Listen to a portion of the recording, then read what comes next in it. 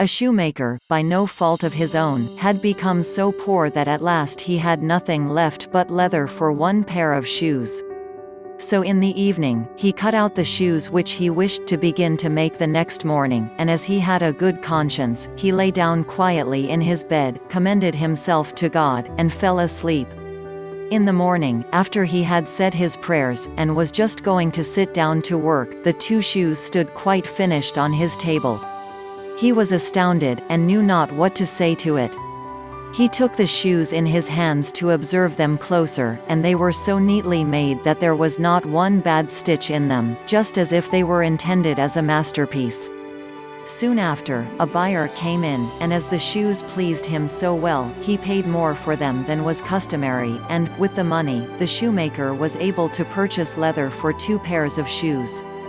He cut them out at night, and next morning was about to set to work with fresh courage, but he had no need to do so, for, when he got up, they were already made, and buyers also were not wanting, who gave him money enough to buy leather for 4 pairs of shoes. The following morning, too, he found the 4 pairs made, and so it went on constantly. What he cut out in the evening was finished by the morning, so that he soon had his honest independence again, and at last became a wealthy man. Now it befell that one evening not long before Christmas, when the man had been cutting out, he said to his wife, before going to bed, "What think you if we were to stay up tonight to see who it is that lends us this helping hand?" The woman liked the idea, and lighted a candle, and then they hid themselves in a corner of the room, behind some clothes which were hanging up there, and watched.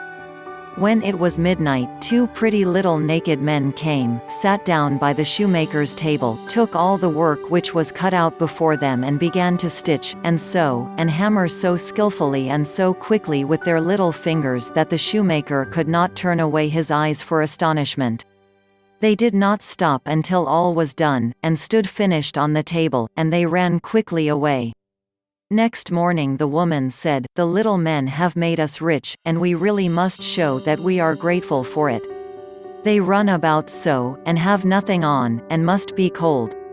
I'll tell thee what I'll do, I will make them little shirts, and coats, and vests, and trousers, and knit both of them a pair of stockings, and do thou, too, make them 2 little pairs of shoes."